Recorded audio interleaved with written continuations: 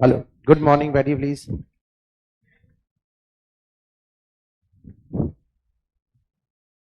राग पूरा सीखते जा रहे हो, धीरे धीरे बड़े सिंगर बनोगे। चलिए, तो कहाँ तक पढ़ लिया था? जीओसी स्टार्ट हो गया था हमारा और चल रहा था हमारा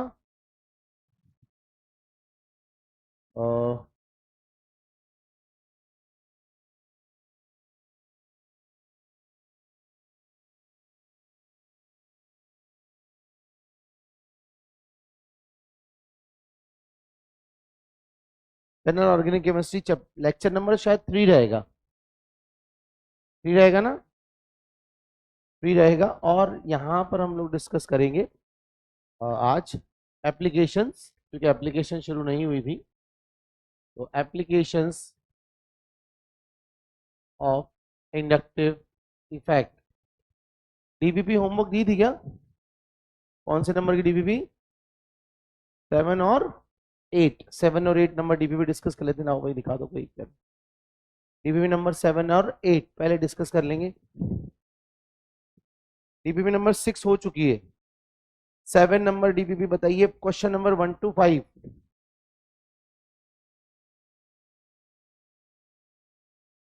question number 1 to 5, any doubt? बन रहे क्वेश्चंस? डीबीपी नंबर 7 में क्वेश्चन नंबर 5 to 10। 5 to 10 मेरे पास सही है, रख लो आप। ये लो डीपीपी नंबर 7 में 5 to 10 बन गए सारे क्वेश्चंस। अरे हाँ या ना तो बोल दो यार। 6 नंबर क्वेश्चन डाउट है। 6 नंबर में देख लीजिए। क्वेश्चन नंबर 6 के अंदर बोल रहा है ये कि S2 fluorobutane is best represented by. कौन पूछ रहा है क्वेश्चन 6 नंबर? 6 में डाउट किसको है? आज हैंड रेस किया करो यार, देखो मैं फिर बोल रहा हूँ ना, वरना वो क्वेश्चन स्किप कर दूंगा। 6 में किसको डाउट है आपको? Indicated correct relationship in the following pairs, यही पूछ रहे हो? देखो सिंपल सी बात है, इसका पहले वाले का आप आर एस निकालो, है ना? फिर दूसरे वाले का निकालो। अब आपको पहले वाले का आर एस अगर निकालना है तो देखो, पीछे वाला जो कार्बन है वो आपका CH2Br है, तो पीछे वाला तो कायरल सेंटर है नहीं। अब मैंने तरीका क्या बताया था आपका कि फर्स्ट वाला जो है क्वेश्चन नंबर 6, यहाँ पर क्या दिया है? फ्लोरीन, यहाँ H और यहाँ CH3। ठीक है। और इस जगह पर क्या दिया? बातें नहीं यार, बातें नहीं। यहाँ क्या जाएगा? Br, तो इसको जगह पे अपन Br लिख देते हैं। बहुत बढ़िया क्वेश्चन है, जरा ध्यान से देखिए, इसको इंपॉर्टेंट भी लगाइए। ऐसे क्वेश्चन जेई में आजकल बहुत आ रहे हैं, जेई एडवांस वगैरह में, जो पेयर्स बना बना के पूछता है। ठीक है। अब जैसे इस वाले का दिया है, दूसरा कौन सा दिया है? यहाँ पर HCH2Br। ठीक है जी। और यहाँ पर क्या दिया है? वैज पर दिया है CH3, और डैश पर दिया है, डैश पर क्या दिया है? F। ठीक है। तो अब यहाँ पर अपन जब आर एस निकालेंगे तो इसका तो बहुत आसान है। 1 नंबर किसको दोगे? फ्लोरीन को। 2 नंबर कार्बन ब्रोमीन को। 3 नंबर कार्बन हाइड्रोजन को, और 4 नंबर हाइड्रोजन को। तो 1 2 3 4।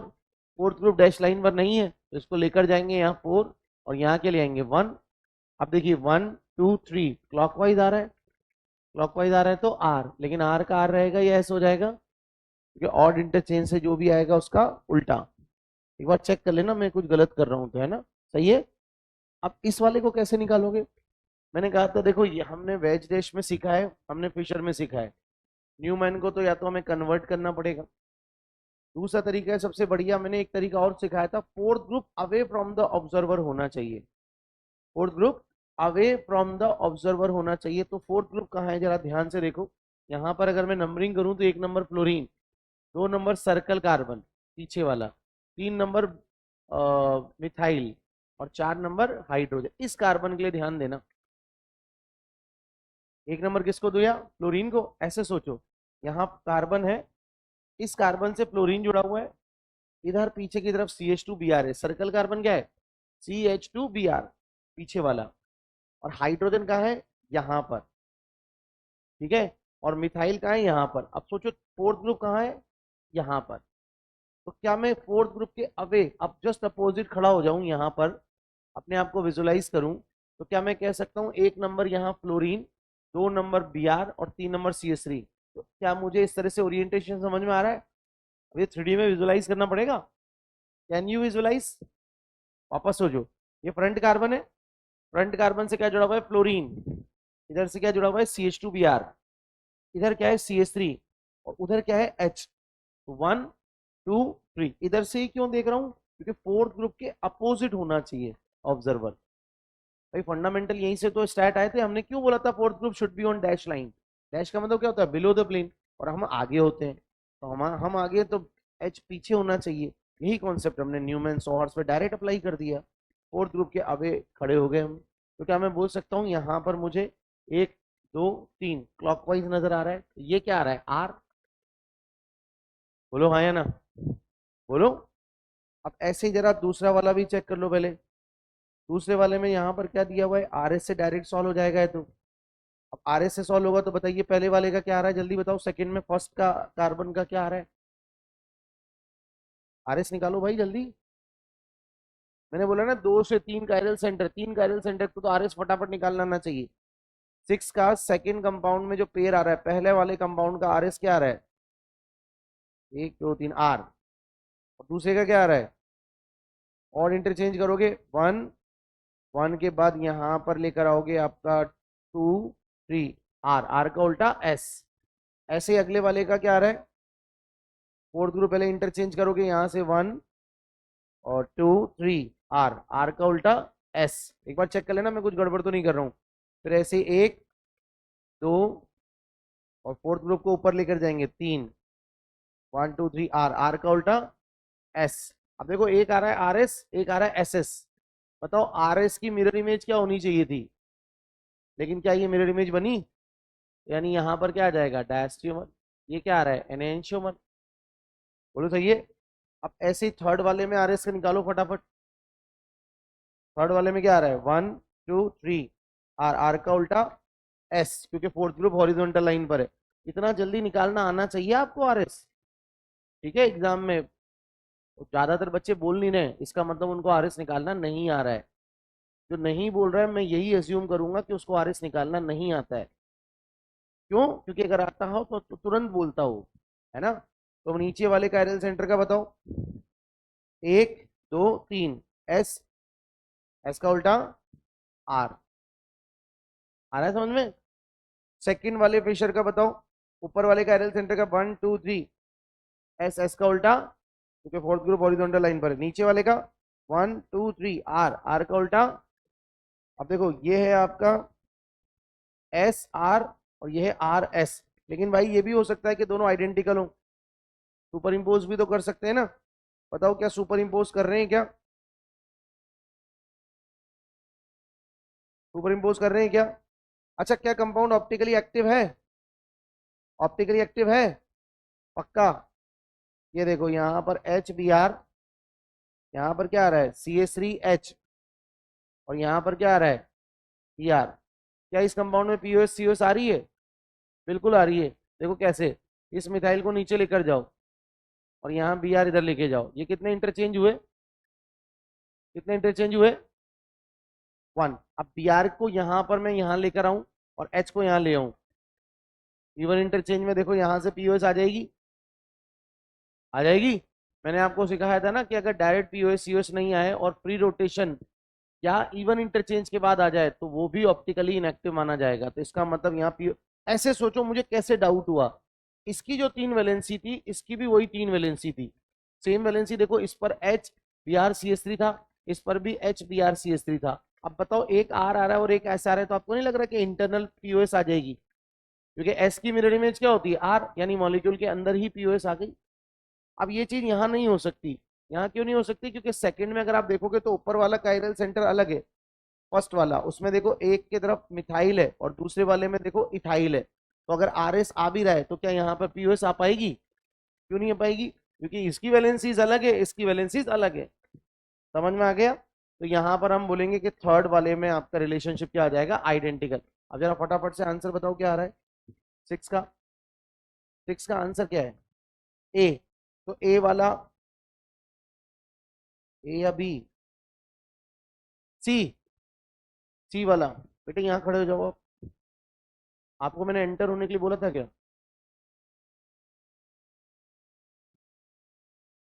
टाइम क्या हो रहा है देखो जरा। मेरे बाद कोई एंट्री होगा ना यहाँ चुपचाप बस यहाँ पे खड़ा होगा, है ना? जब मैं एंटर कर जाऊंगा उसके बाद अगर कोई आता है तो वो यहाँ पर खड़ा रहे, एंड आई विल डिसाइड कि अगर बहुत ज्यादा लेट है तो मैं उसको अलाउ करूंगा कि नहीं करूंगा। ठीक है? टाइमिंग का थोड़ा ध्यान रखो। घूमते घूमते आप लोग आ रहे हो, आराम से डिस्टरबेंस हो रहा है यार यहाँ पर। हाँ, आंसर क्या दिया है? कुछ ए बोल रहे हैं, आप सी बोल रहे हो। क्या बेटा? हाँ। अच्छा, पीछे ए दे रखा है। पीछे ए कैसे दे सकते हैं वो? आंसर तो सी होगा। सी है ना? और पीछे आंसर ए दिया है तो उसको करेक्शन करो। करेक्शन है भाई, ये थर्ड वाले में तो क्वेश्चन बनाने वाला खुद भी कच्चा खा गया क्योंकि वो आइडेंटिकल नहीं है। एनिंशोमर नहीं है, क्या है? आइडेंटिकल। क्योंकि आप मुझे बताओ, इसमें इवन इंटरचेंज करोगे तो इसमें इवन इंटरचेंज होने के बाद आर एस सेम आ जाएगा। Is that clear? चलिए, सेवंथ वाले में तो आर एस निकालने, सेवंथ में किसको डाउट है? सेवंथ हो जाएगा। 5 to 10 में और कोई डाउट? 5 to 10 में और कोई डाउट? No problem.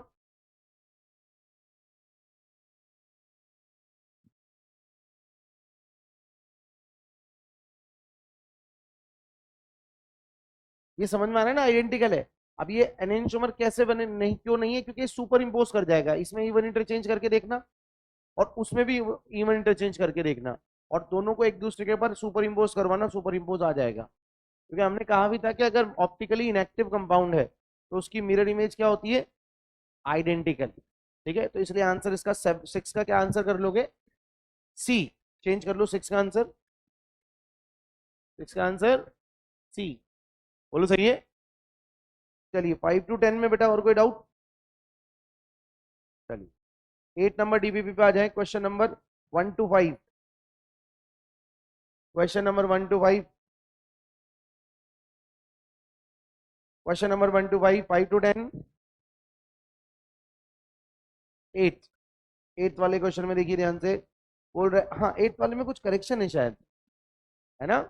कौन डिस्कस कर रहा था 8 वाला मुझसे बाहर? हाँ, क्या आंसर आ रहा था इसका? अपन ने क्या निकाला था? हाँ जी, 88 आ रहा है ना? 80। देखो भाई, पहले वाले में कितना आया था एक्स में? एक बार बाकी बच्चे चेक कर लेना, क्रॉस चेक। मेरा, हम लोगों का आंसर आया था, हो सकता है हमने जल्दी जल्दी में निकाला तो कुछ गड़बड़ की हो, आप लोग अपना चेक कर लेना। देखो, पहले वाले में कितना कायरल सेंटर है? 5। 5 आ रहा था ना? तो 2 की पावर 5 कितना हो जाएगा? 32। ये आ गया एक्स। वाई कितना आ रहा है? वाई में सिमेट्री आ रही है शायद, है ना? हाँ, वाई का कितना आया था? कितना आया था? 32।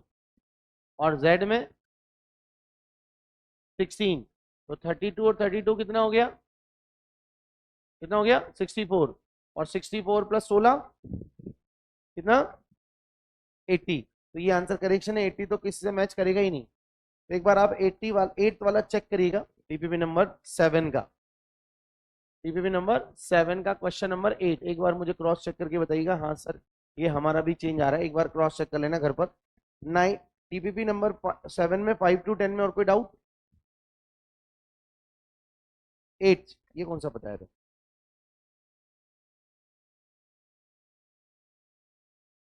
टीपीपी 8, सॉरी, अच्छा, टीपीपी 8 बिल्कुल। 8 में 5 to 10 में और कोई डाउट? 10 to 15, 10 to 16, 16। 16 वाले में तो यार फॉर्मूला लगाओ भाई। नंबर ऑफ, अच्छा ठीक है, number of fractions on fractional distillation of the mixture of among all stereo isomer.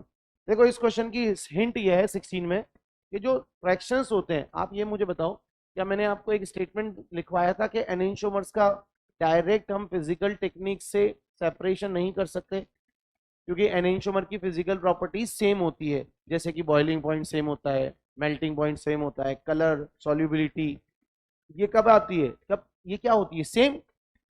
अब इसी कारण से हम इसका डिस्टिलेशन कर सकते हैं क्या? नहीं। डिस्टिलेशन किसका होता है? डिफरेंट बॉइलिंग पॉइंट वाले लिक्विड्स। इसका मतलब इनका फ्रैक्शनल डिस्टिलेशन पॉसिबल नहीं है। तो इस क्वेश्चन में हिंट ये है कि जितने भी डिफरेंट कंपाउंड होंगे उसमें एनेंशियोमर्स जो होंगे उनका फ्रैक्शन जो आएगा वो सेम आएगा या डिफरेंट आएगा? बोलो। Same fraction. फ्रैक्शनल डिस्टिलेशन समझते हो ना? मैंने क्लास में बताया तो था। अरे बोलो यार, नहीं आ रहा है याद? पढ़ाया था। फ्रैक्शंस हमने क्या कहा था कि एक बीकर में हमने दो लिक्विड लिए हैं, ए और बी, दो लिक्विड लिए हैं। अगर वो दोनों एनेंशियोमर हैं तो एक का जो बॉइलिंग पॉइंट होगा, मान लो एक का 50 डिग्री है तो दूसरे का भी कितना होगा? 50 डिग्री। बोलो। तो एक को बॉइल करेंगे तो दूसरा भी साथ साथ चलेगा। लेकिन अगर दोनों का बॉइलिंग पॉइंट डिफरेंट होता, जैसे डायस्टीरियोमर या ज्योमेट्रिकल आइसोमर या डिफरेंट कंपाउंड्स, एक का मान लो 50 है एक का 55 है, तो पहले कौन बॉइल हो जाएगा? 50 वाला, वो पहले आ जाएगा, फिर 55 वाला आएगा। तो इसका मतलब डिफरेंट फ्रैक्शंस आपके अलग अलग मिलेंगे अलग अलग कंपाउंड में एक्सेप्ट एनेंशियोमर।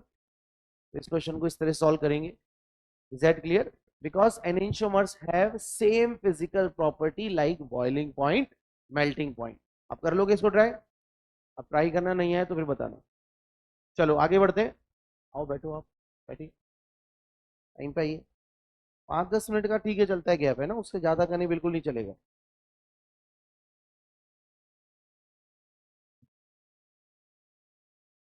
हाँ, एप्लीकेशन हेडिंग डालें।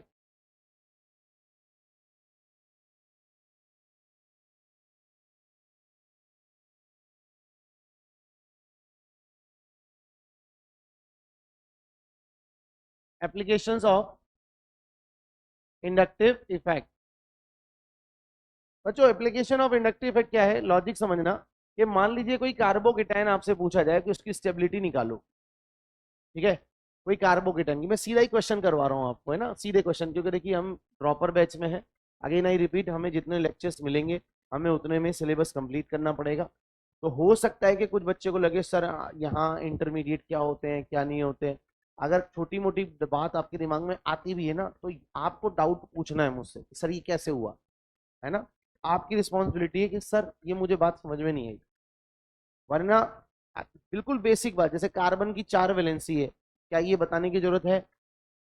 समझिए ना मेरी बात। तो कुछ बेसिक बातें अगर आपको नहीं याद आ रही हैं तो पूछ लो। और मैं इतना मान के चल रहा हूँ कि आप 11th 12th में इतनी फंडामेंटल छोटी मोटी बातें तो पढ़े हुए होंगे। बट फिर भी नहीं आए समझ में तो भी शर्माना नहीं है, पूछ लेना है कि सर सॉरी बट मुझे नहीं आता है।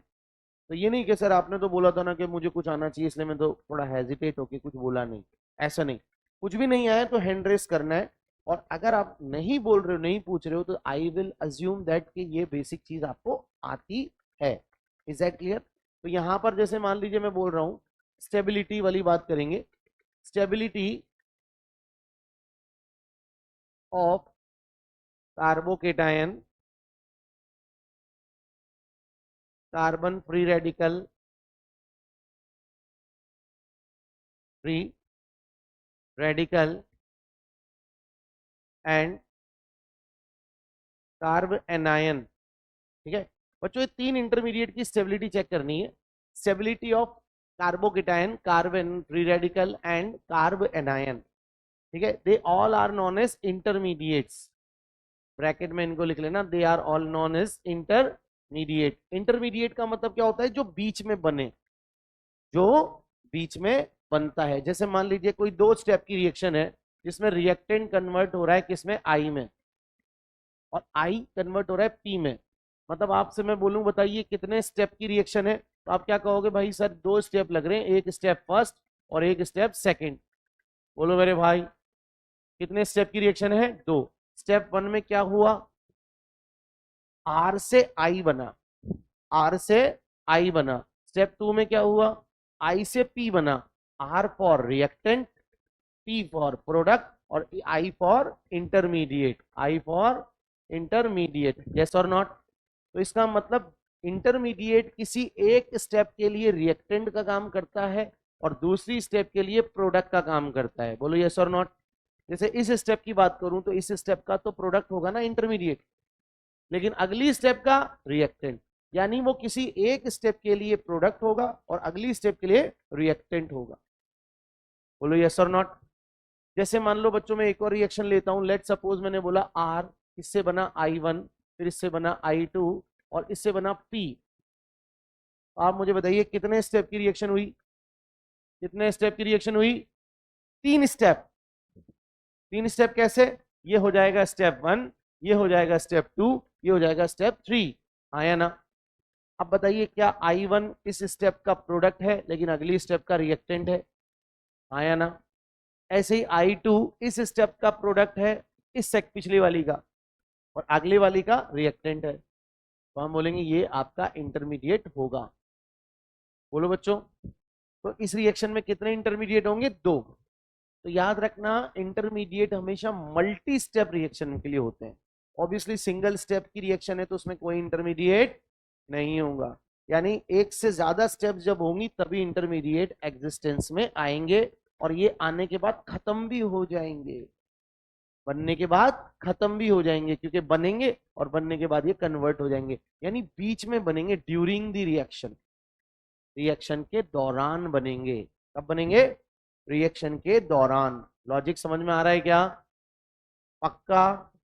कोई भी डाउट हो हैंड रेस करना, ठीक है? तो यहां पर अगर मैं बोलूं कार्बोकेटायन बना होगा किसी रिएक्शन में, अब देखो रिएक्शन तो अभी हम पढ़ नहीं रहे हैं, है ना, तो ज्यादा मत सोचना।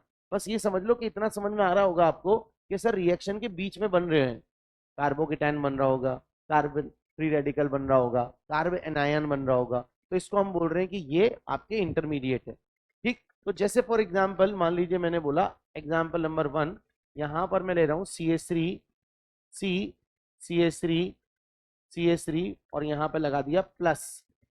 ठीक है, अब यहां पर मैंने कंपेयर किया उसको दूसरे कार्बन फ्री रेडिकल से, प्लस, और तीसरा यहां पर कंपेयर किया CH3 CH प्लस, या एक और ले लेते हैं CH3 प्लस। अब इंडक्टिव इफेक्ट के बेसिस पर अभी मैं सोच रहा हूं कि इन दोनों चारों कार्बोकेटायन में रिलेटिवली ज्यादा स्टेबल कौन है। ठीक है, तो आपका क्या आइडिया है? ये 4 कार्बोकेटायन है, उसमें से मैं इसको बोल दूंगा 3 डिग्री केटायन, इसको बोल दूंगा 2 डिग्री केटायन, इसको बोल दूंगा 1 डिग्री केटायन, और इसको भी 1 डिग्री केटायन ही बोलेंगे। कार्बोकेटायन की बच्चों डिग्री निकालने का तरीका वही है जो कार्बन की डिग्री निकालने का तरीका है। किसी कार्बन से अगर एक कार्बन जुड़ा हुआ है तो वो कार्बन क्या होगा? 1 डिग्री। किसी से 2 कार्बन जुड़े हुए हैं तो वो क्या होगा? 2 डिग्री। और 3 कार्बन जुड़े हैं तो 3 डिग्री। तो आप ही मुझे बताइए, अच्छा इसको भी 1 डिग्री ही मानते हैं, ठीक है, नहीं जुड़ाओ तो भी 1 डिग्री ही बोलते हैं। तो क्या लगता है आपके हिसाब से कौन सा कार्बोकेटायन ज्यादा स्टेबल होगा? क्यों? अब देखो सुनो, कार्बोकेटायन का मतलब है कि कार्बन के पास, बच्चों ध्यान से नोटिस करोगे तो 6 इलेक्ट्रॉन है। कितने इलेक्ट्रॉन है? 6। देखो एक बॉन्ड में कितने इलेक्ट्रॉन? 2। तो 2 बॉन्ड में 4, तो 3 बॉन्ड में 6। बोलो हाँ या ना? तो आप ही मुझे बताओ, ऐसा नहीं लग रहा कि कार्बोकेटायन का ऑक्टेट इनकम्प्लीट है? कार्बोकेटायन का ऑक्टेट इनकम्प्लीट है। अब किसी भी चीज को अनस्टेबल करने के मेजर 2 कारण होते हैं। मेजर मेजर कारण क्या होते हैं? 2। एक होता है इनकम्प्लीट ऑक्टेट और दूसरा होता है चार्ज। याद रखना, ऑक्टेट इनकम्प्लीट होगा तो भी अनस्टेबिलिटी आएगी, ऑक्टेट इनकम्प्लीट होगा तो भी अनस्टेबिलिटी आएगी, और चार्ज आएगा तो भी अनस्टेबिलिटी आएगी, क्योंकि चार्ज आने का मतलब है उसका रिएक्शन करने की संभावनाएं बढ़ जाएगी, और रिएक्शन करेगा तो किसी दूसरे में कन्वर्ट हो जाएगा, यानी उसका खुद का एग्जिस्टेंस खतरे में है। मेरी बात समझ में आ गई? तो मेजर अनस्टेबिलिटी के कौन से कारण है? 2। एक है चार्ज और एक है ऑक्टेट। इसमें भी ज्यादा इंपॉर्टेंट कौन है? ऑक्टेट, क्योंकि ऑक्टेट कंप्लीट होना ज्यादा जरूरी है ना सेकंड पीरियड एलिमेंट के लिए। हालांकि थर्ड पीरियड से हम बोलते हैं कि भाई फिर तो ऑक्टेट एक्सपेंड भी हो जाता है, वो इनऑर्गेनिक केमिस्ट्री में फिर हम आगे पढ़ेंगे। अभी ओसी में हम सेकंड पीरियड के एलिमेंट के लिए कार्बन, क्योंकि सेकंड पीरियड का है, हम बोल रहे हैं हमारे लिए 2 कंसर्न इंपॉर्टेंट है, इनकम्प्लीट ऑक्टेट और चार्ज। आया ना? आया ना? तो बच्चों आपको नहीं लग रहा कि अगर इसका ऑक्टेट इनकम्प्लीट है तो जरूर इसके पास p ऑर्बिटल होगा? क्या होगा? वैकेंट p ऑर्बिटल, वैकेंट या खाली एम्प्टी, क्या होगा? Vacant p orbital. Vacant p orbital का मतलब यह है कि एक बॉन्ड में कितने इलेक्ट्रॉन है? 2, तो 2 4, 2 6, यानी ऑक्टेट में कितने इलेक्ट्रॉन कम पड़ रहे हैं? 8 इलेक्ट्रॉन होने चाहिए ऑक्टेट में, कितने होने चाहिए? कितने कम पड़ रहे हैं? तो क्या मैं बोल सकता हूं एक ऑर्बिटल जरूर खाली मिलेगा, क्योंकि एक ऑर्बिटल में कितने इलेक्ट्रॉन्स होते हैं? दो। एक ऑर्बिटल में कितने इलेक्ट्रॉन होते हैं? दो। तो आप कह सकते हो कार्बन के पास 4 ऑर्बिटल होते हैं, एक एस और 3 P, P X, P Y, P Z. ये बातें अपन थोड़ा थोड़ा ज्योमेट्रिकल में कर चुके हैं, अगर आपको ध्यान हो तो एक एस और 3 पी यानी 4 ऑर्बिटल है, तो 4 में से 6 ही इलेक्ट्रॉन हो रहे हैं, तो जरूर एस में और इलेक्ट्रॉन तो मिल भर ही जाएंगे, पी में भी भर जाएंगे। तो क्या मैं बोल सकता हूं यहाँ पर ए 2 इलेक्ट्रॉन की कमी है, यानी एक ऑर्बिटल खाली मिलेगा। और पी ऑर्बिटल डबल शेप होता है। क्या होता है? यानी मैं इस कार्बोकेटाइन का हाइब्रिडाइजेशन क्या बताऊंगा? sp2। क्या बताऊंगा? sp2। क्यों बोलोगे? क्योंकि 3 सिग्मा लोन पेयर है नहीं, 3 सिग्मा का मतलब क्या होगा? sp2। आया ना? और ज्योमेट्री क्या होगी? Trigonal planar. क्या होगी? Trigonal planar. बोलो मेरे भाई, समझ में आ रहा है क्या? तो अब मुझे बताओ, इस कंपाउंड में ये कार्बोकेटाइन मोस्ट अनस्टेबल पार्ट है, तो उस वक्त मैं अगर ध्यान से देखूं तो क्या हाइड्रोजन के कंपैरेटिव यहाँ एक मिथाइल एक्स्ट्रा है, तो आपको नहीं लग रहा वो प्लस आई इफेक्ट लगा रहा होगा? ऐसे यहां पर भी वो प्लस आई लगा रहा होगा, यहां पर भी वो प्लस आई लगा रहा होगा। और आपको पता है प्लस आई इफेक्ट मतलब इलेक्ट्रॉन दे रहा है, और इलेक्ट्रॉन देगा तो इसको इलेक्ट्रॉन मिलेंगे। इसको इलेक्ट्रॉन मिलेंगे, हालांकि पार्शली थोड़े बहुत ही मिलते हैं, क्योंकि इंडक्टिव इफेक्ट एक काफी वीक इफेक्ट होता है। क्या इफेक्ट होता है? कि हमने बोला था थोड़े से इलेक्ट्रॉन शिफ्ट होते हैं या पूरे शिफ्ट हो जाते हैं? बहुत ही थोड़े से, डेल माइनस, यस और नॉट। पर थोड़े से ही सही, किसी केटाइन को इलेक्ट्रॉन दोगे तो क्या उसका चार्ज घटेगा? और चार्ज घटेगा तो स्टेबिलिटी बढ़ेगी। कैसे घटेगा? इलेक्ट्रॉन मिल रहे हैं, डेल नेगेटिव, तो चार्ज घटेगा। चार्ज घटेगा तो स्टेबिलिटी बढ़ेगी। अब ऐसे यहाँ कितने ग्रुप हैं? 3। ऐसे यहाँ कितने ग्रुप हैं? 3। और यहाँ कितने ग्रुप हैं? कितने हैं? तीसरा तो यहाँ एच है, यहाँ उसकी जगह मिथाइल है। तो क्या मैं बोल सकता हूँ 2 डिग्री के टाइम से ज्यादा स्टेबल कौन होना चाहिए? 3 डिग्री। अब बच्चों यहाँ पर कितने प्लस आई ग्रुप हैं? एक। और यहाँ पर कितने प्लस आई ग्रुप हैं? एक भी नहीं। तो क्या मैं बोल सकता हूँ इससे ज्यादा स्टेबल ये वाला होगा, इससे ज्यादा स्टेबल ये वाला होगा। तो normally we can say that कि 3 डिग्री के time is more stable than 2 degree, and 2 degree के time is more stable than 1 degree. और 1 डिग्री में भी अगर एक कार्बन जुड़ा हो और एक भी कार्बन ना जुड़ा हो, तो उनमें ज्यादा स्टेबल ये वाला होगा इसके कंपैरेटिव। क्या ये बात समझ आई? पक्का? कंफर्म? इस पर बेस्ड और क्वेश्चन दे दूं? तो ये हमें स्टेबिलिटी निकाल रहे हैं हम लोग। क्या निकाल रहे हैं? स्टेबिलिटी। तो ऐसे पूछेगा वो आपसे, 4 अलग अलग, 3 अलग अलग कार्बोकेटाइन दे देगा और कंपैरिजन करवाएगा। आपको सोचना है कि भाई ये प्लस आई ग्रुप है तो स्टेबिलिटी क्या होगी। तो अगला क्वेश्चन आप करो जरा ट्राई।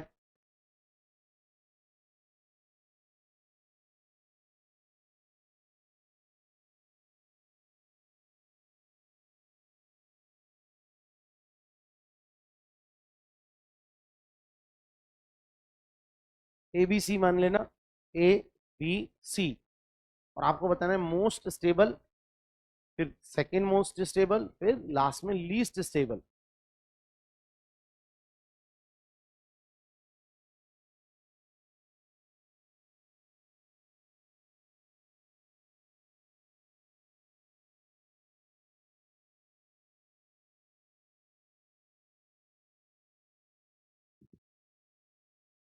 क्योंकि हाइड्रोजन के कंपैरेटिव हमने लास्ट क्लास में प्लस आई का ऑर्डर लिखा था, और हमने बताया था कि हाइड्रोजन के कंपैरेटिव मिथाइल एक प्लस आई ग्रुप है। हमने ये भी समझाया था कि जो ग्रुप हाइड्रोजन के कंपैरेटिव इलेक्ट्रॉन देंगे they will be called as plus I, और जो इलेक्ट्रॉन लेंगे वो माइनस आई। तो यहाँ ऐसा इसलिए क्योंकि केटायन जो होते हैं वो इलेक्ट्रॉन डेफिशिएंट होते हैं, तो उनकी इलेक्ट्रोनेगेटिविटी न्यूट्रल कार्बन से ज्यादा होती है, इसलिए इलेक्ट्रॉन खींचे गए। समझ में आ गई बात? चलो भाई बताओ सेकंड वाले में। क्या ये वाला आपको नहीं लग रहा बच्चों कि ये वाला आपका प्लस आई इफेक्ट लगा रहा है? अब जैसे क्या मिथाइल प्लस आई लगाता है, वैसे ही क्या CH2 भी प्लस आई लगाएगा? हालांकि CH2 का CH3 से प्लस आई कम होगा, बट स्टिल क्या यहाँ पर डायरेक्ट कितने ग्रुप जुड़ रहे हैं? 1, 2 और 3।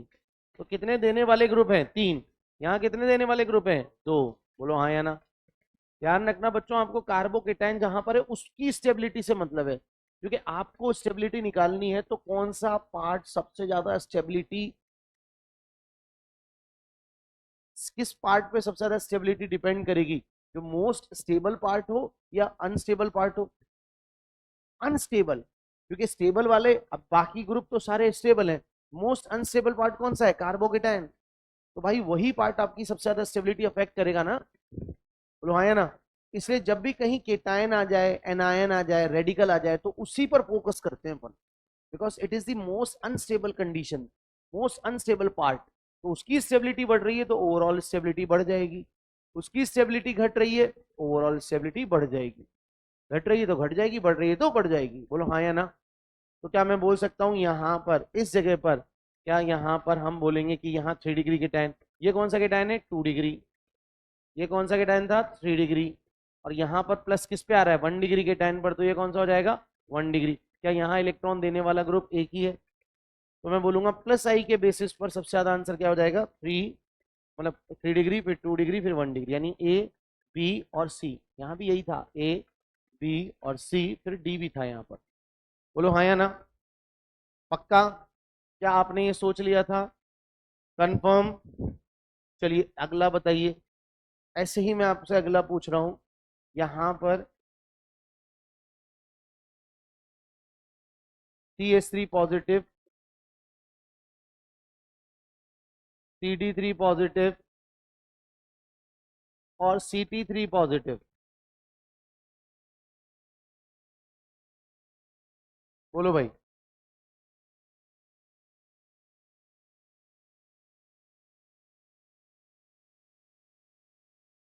सबसे ज्यादा ए बी या सी, उसके बाद, उसके बाद ये क्या लिख रहे हैं अपन, ध्यान रखना ये स्टेबिलिटी ऑर्डर लिख रहे हैं ना, बार बार नहीं लिखूंगा, मैंने यहाँ पे लिख दिया है, स्टेबिलिटी की बात चल रही है, ठीक है ना। तो स्टेबिलिटी ऑर्डर सी बी है, उसका रीजन क्या बताओगे, हाइड्रोजन के कंपेरेटिव ड्यूटेरियम एक प्लस आई ग्रुप है, बोलो यस और नॉट। तो यहाँ 3H की जगह यहाँ पर क्या आ गया 3D, तो प्लस आई इफेक्ट में के थ्रू इलेक्ट्रॉन मिलेंगे तो क्या चार्ज घटेगा, और चार्ज घटेगा तो स्टेबिलिटी बढ़ेगी। अब बताओ ट्राइटियम का क्या प्लस आई हमने बताया था और भी ज्यादा था, ध्यान आ रहा है क्या, हमने कहा था TDH, टी का ज्यादा, डी का फिर एच का, याद आ रहा है क्या, सच में याद आ रहा है। कितने बच्चों का आंसर यही था कि सर मैंने सोच लिया, शाबाश। कितने बच्चों का आंसर इसमें भी यही था, बहुत बढ़िया। मतलब आपसे क्वेश्चन इस तरह, देखो मैं आपको वही बता रहा हूँ क्वेश्चन कैसे आएंगे, ऐसे ही क्वेश्चन आएंगे कि भाई 3 4 ऑप्शन दे देगा, एक में दे देगा CBA, एक में दे देगा BAC, एक में BACB, डी में कोई और ऑप्शन बना देगा ऑर्डर का, आपको बस कंपेयर करना रहेगा। ऐसे ही इसमें भी अलग अलग 4 ऑप्शन बनाने का कोई मतलब नहीं है अपनी क्लास में, अपन तो सीधा आंसर निकाल लेंगे, जब सीधा निकाल देंगे तो फिर ऑप्शन देखने की जरूरत ही नहीं पड़ेगी अपने को, यस और नॉट। इसमें भी ऐसे ही 4 ऑप्शन आ जाएंगे। कोई डाउट है आपको शायद, बोलिए। किसमें, सेकंड वाले में,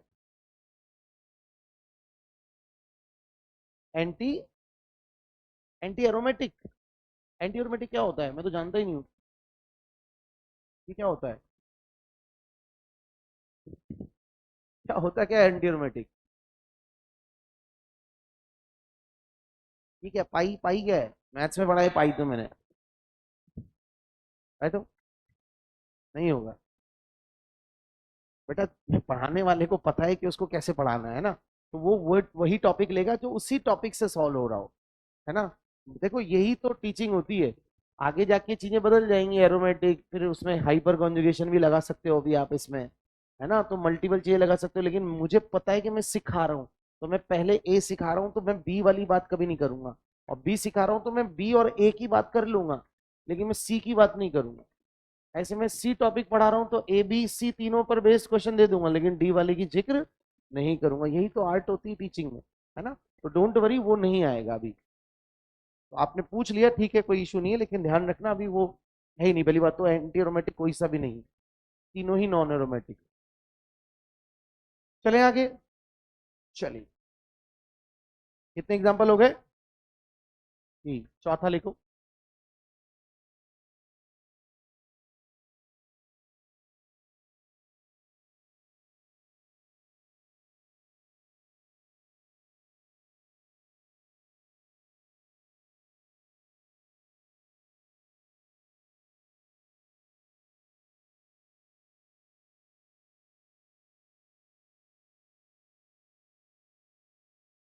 आप थोड़ा फास्ट करेंगे, ठीक है।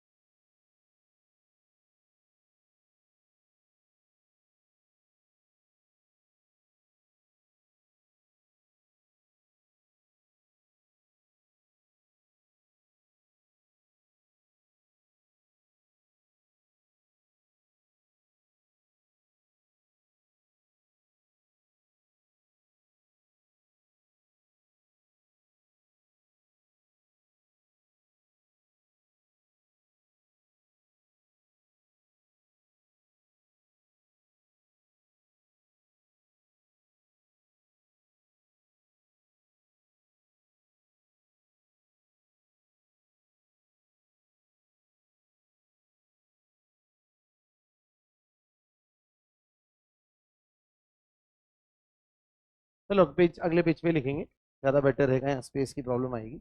बताओ बच्चों, फोर्थ वाले का आंसर सबसे ज्यादा के बाद, उसके बाद पक्का, शाबाश। क्योंकि देखिए यहाँ पर ये 3 डिग्री केटायन है, तो यहाँ तीनों तरफ से इलेक्ट्रॉन मिल रहे होंगे, यहाँ से भी, यहाँ से भी और यहाँ से भी। बोलो यस और नॉट। जबकि यहाँ पर इसको दो ही तरफ से इलेक्ट्रॉन मिलेंगे, एक यहाँ से और एक यहाँ से। यहाँ से प्लस सही लग रहा है और यहाँ से।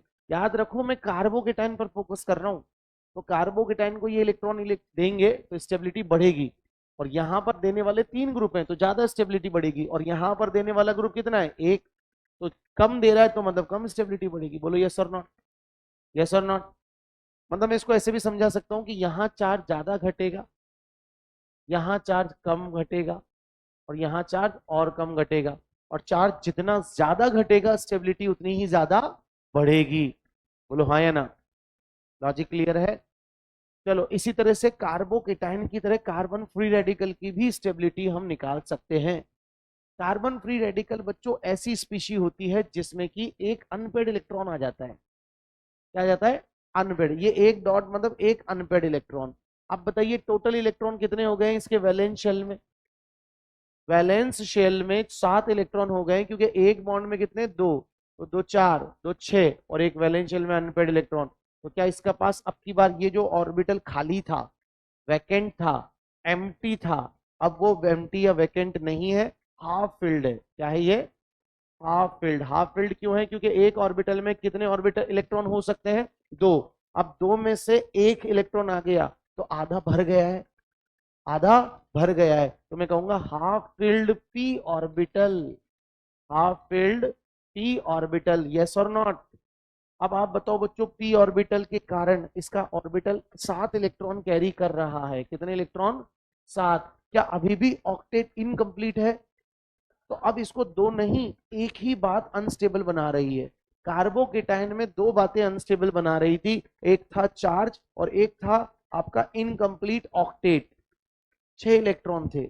अब यहां चार्ज तो नहीं है, क्या इस पर कोई चार्ज दिख रहा है, तो कोई आपसे पूछे कार्बोकेटाइन पर कौन सा चार्ज होता है, तो मैं कहूंगा प्लस। लेकिन कार्बन फ्री रेडिकल पर कौन सा होता है, माइनस, सॉरी क्या होता है, न्यूट्रल। कार्बन फ्री रेडिकल पर कौन सा चार्ज होता है, न्यूट्रल। तो ये कार्बन फ्री रेडिकल बच्चों मैं कहूंगा कि न्यूट्रल तो है, लेकिन इनकम्प्लीट ऑक्टेट के कारण अनस्टेबल है। तो अभी भी क्या मैं कहूंगा, अगर कोई प्लस आई ग्रुप इसको इलेक्ट्रॉन देगा हाइड्रोजन के कंपैरेटिव, तो क्या हम कहेंगे इलेक्ट्रॉन इसको मिल रहे हैं, तो क्या इसको थोड़े बहुत ही सही, थोड़े से भी इलेक्ट्रॉन मिलेंगे, तो ये इलेक्ट्रॉन डेफिशिएंट है। क्या है, इलेक्ट्रॉन डेफिशिएंट। कोई अगर इलेक्ट्रॉन डेफिशिएंट है तो उसको इलेक्ट्रॉन देने वाले ग्रुप क्या उसको अच्छा फील करवाएंगे।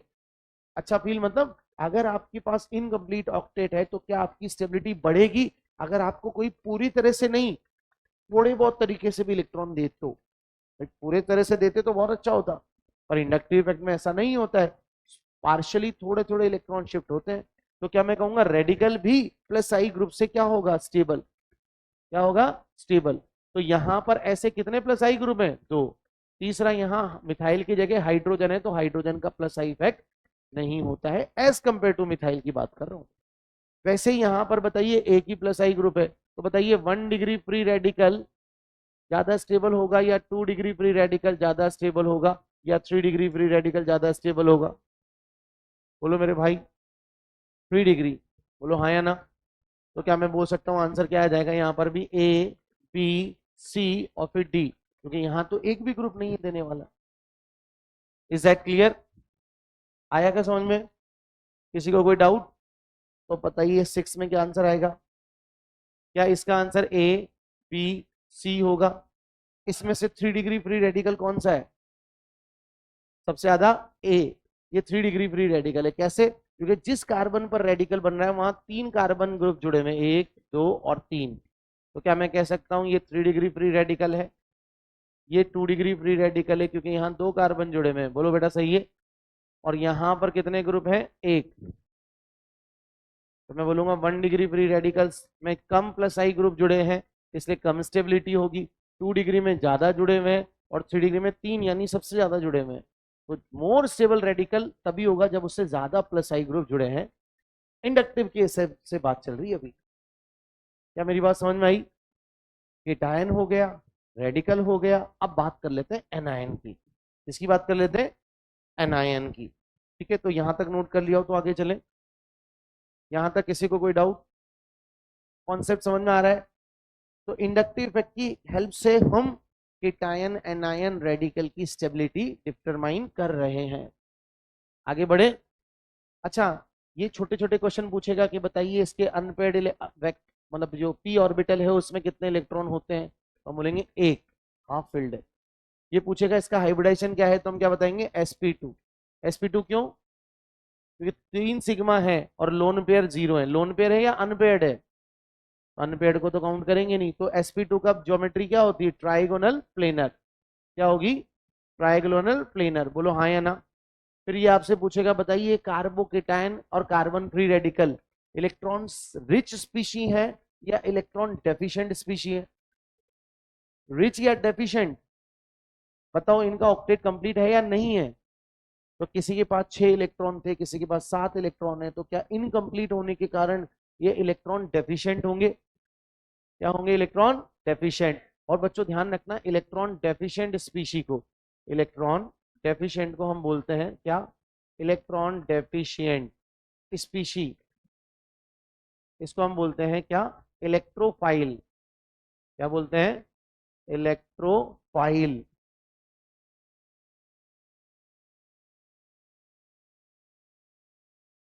क्या बोलते हैं? इलेक्ट्रोफाइल। ठीक है, यहां लिख रहा हूं इलेक्ट्रोफाइल। और इलेक्ट्रोफाइल का सिंबल क्या बना रहा हूं मैं? E plus. क्या बना रहा हूं? एक ई प्लस। और दूसरा एक और स्पीशी होती है इलेक्ट्रॉन डेफिशिएंट की जगह electron rich species. Electron rich species. तो इलेक्ट्रॉन रिच स्पीशी को हम बोलते हैं न्यूक्लियोफाइल। क्या बोलते हैं? न्यूक्लियोफाइल। और न्यूक्लियोफाइल का सिंबल मैं बना रहा हूं एनयू माइनस।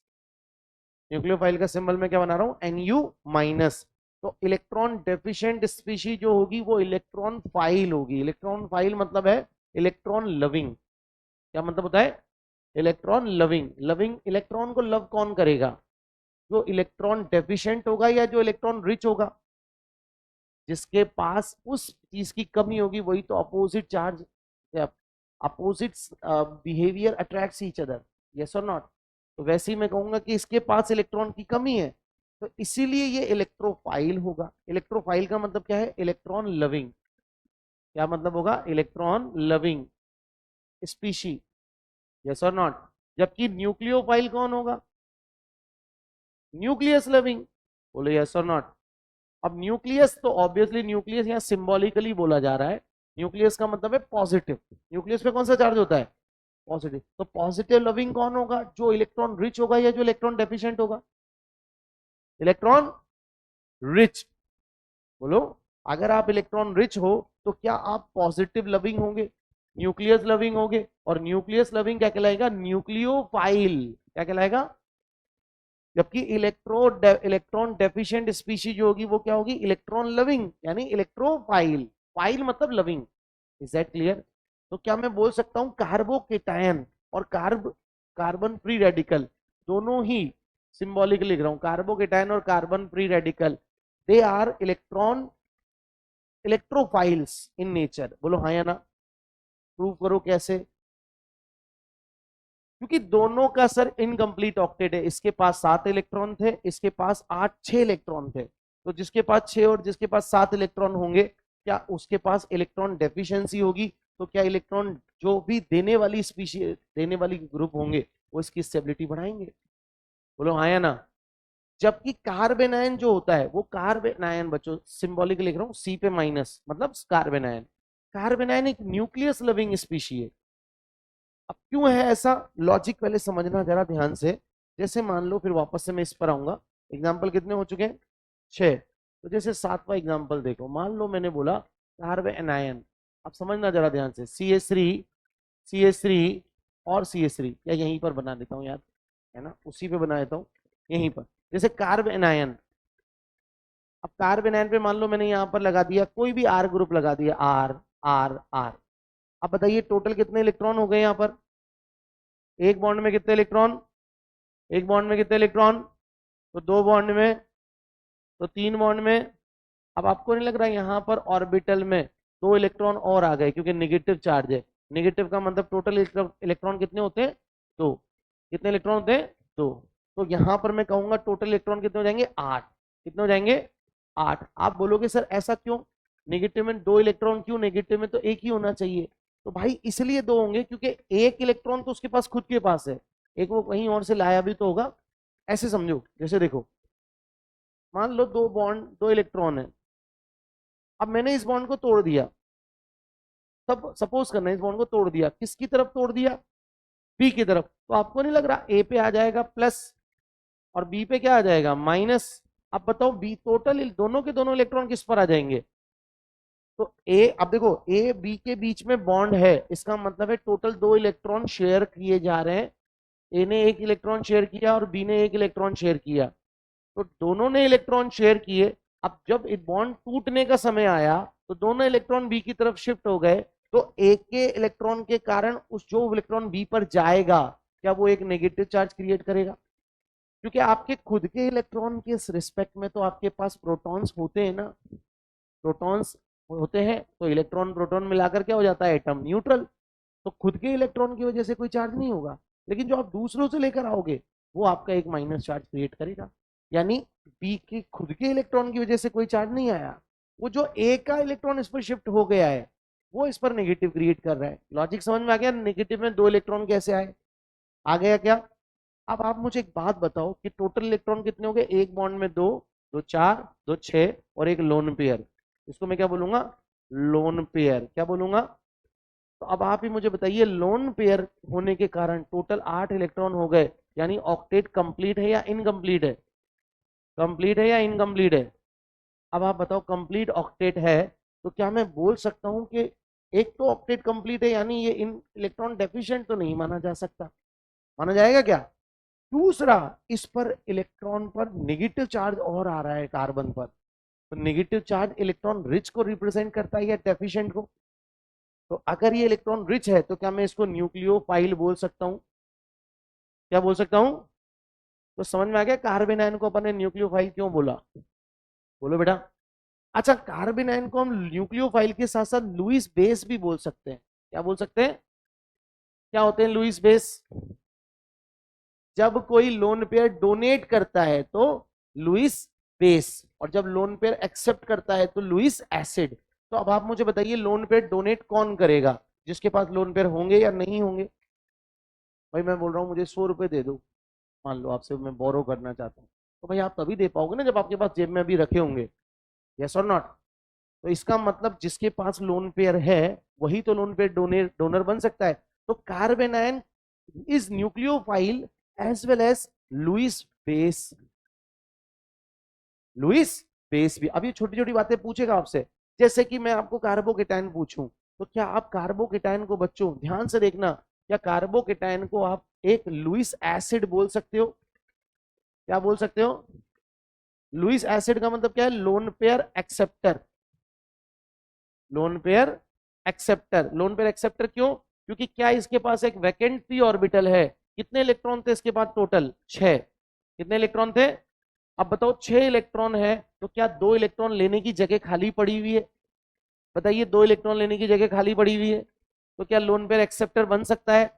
और लोन पेयर एक्सेप्टर, एक लोन पेयर में कितने इलेक्ट्रॉन? एक लोन पेयर में कितने इलेक्ट्रॉन? तो क्या अगर आप लोन पेयर लोगे तो लोन पेयर एक्सेप्टर बन जाओगे, और लोन पेयर एक्सेप्टर क्या कहलाएगा? Lewis acid. और लोन पेयर डोनर क्या कहलाएगा? Lewis base. Is that clear? तो इसीलिए बच्चों कार्बन आयन न्यूक्लियोफाइल के साथ साथ लुईस एसिड होता है, और कार्बोकेटायन इलेक्ट्रोफाइल होने के साथ साथ लुईस एसिड भी होता है। इलेक्ट्रोफाइल क्यों बोला? क्योंकि ऑक्टेट इनकम्प्लीट होने के कारण ये एक इलेक्ट्रॉन डेफिशिएंट स्पीशी है। कौन सी स्पीशी है?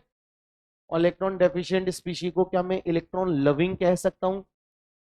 इसके ऊपर प्लस है तो क्या ये इलेक्ट्रॉन को लव करेगा? कोई इलेक्ट्रॉन डोनर या कोई इलेक्ट्रॉन रिच स्पीशी जब इसके पास आएगी तो उसको ये अट्रैक्ट करेगा, तो इलेक्ट्रोफाइल कहलाएगा। क्या कहलाएगा?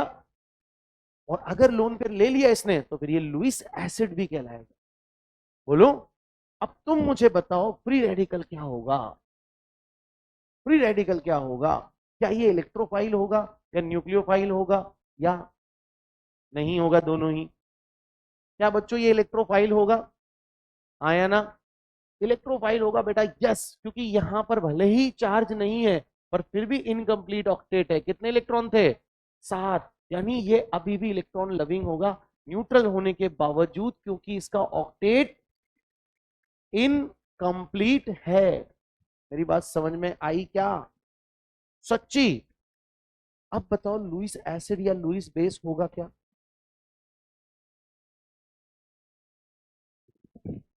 It is neither Lewis acid nor Lewis base, क्योंकि ना ये लोन पेयर दे सकता है ना ये लोन पेयर ले सकता है। समझ रहे हो क्वेश्चन कैसा फंसेगा? ऐसा पूछ लेगा, बताओ इनमें से कौन सी स्पीशी है जो लुईस एसिड भी नहीं है, लुईस बेस भी नहीं है, लेकिन इलेक्ट्रोफाइल है? तो मैं बोलूंगा वो होगा फ्री रेडिकल, क्योंकि इसके पास 7 इलेक्ट्रॉन है तो ये 2 इलेक्ट्रॉन एक्सेप्ट नहीं कर सकता। 9 इलेक्ट्रॉन हो जाएंगे, 7 और 2 9। क्या ऑक्टेट एक्सपेंड कर सकता है क्या कार्बन? नहीं। तो ये एक तो ले सकता है, 2 इलेक्ट्रॉन नहीं ले सकता, यानी लोन पेयर एक्सेप्टर नहीं है। लोन पेयर डोनर भी नहीं है, क्योंकि लोन पेयर है ही नहीं इसके पास। बोलो यार, समझ में आ गई सारी बातें? यहाँ साइड में छोटी छोटी बातें नोट डाल के लिख लो, इलेक्ट्रॉन डेफिशिएंट, इलेक्ट्रॉन रिच, ये नोट डाल के लिख लेना। क्योंकि जब ये क्वेश्चंस आते हैं तो बच्चा फिर क्या होता है, सर आपने सिखा दिया लेकिन वो छोटी छोटी बातें नहीं बन रही मुझसे।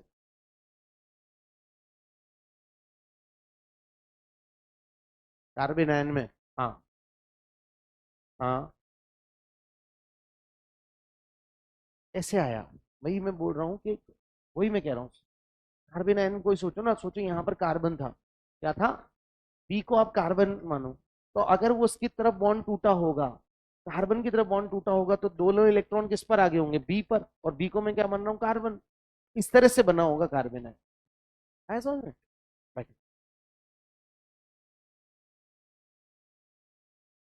चलिए जी आगे, ये नोट कर लिया?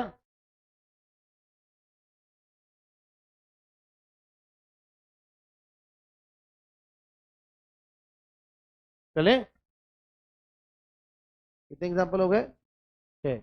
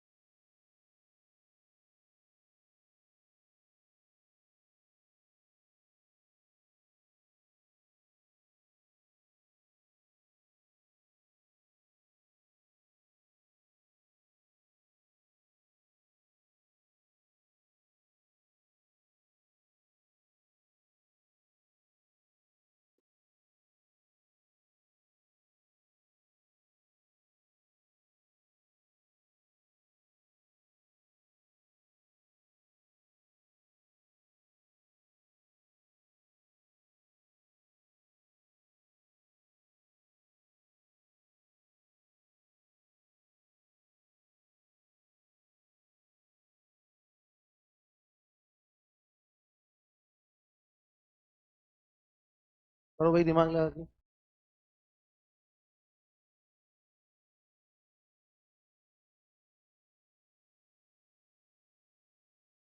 बोलो, क्या सेवेंथ वाले में जैसे यहाँ पर कार्बोकेटायन की जगह कार्बेनायन आ गया, तो पहले तो बताओ क्या यहाँ पर एक वैकेंट ऑर्बिटल नहीं होगा ना हाफ फिल्ड होगा। अब ये फुल फिल्ड ऑर्बिटल होगा, क्या होगा। और फुल फिल्ड के साथ साथ बच्चों अब इसको मैं पी ऑर्बिटल नहीं कहूंगा, ये मैं पी ऑर्बिटल नहीं कहूंगा।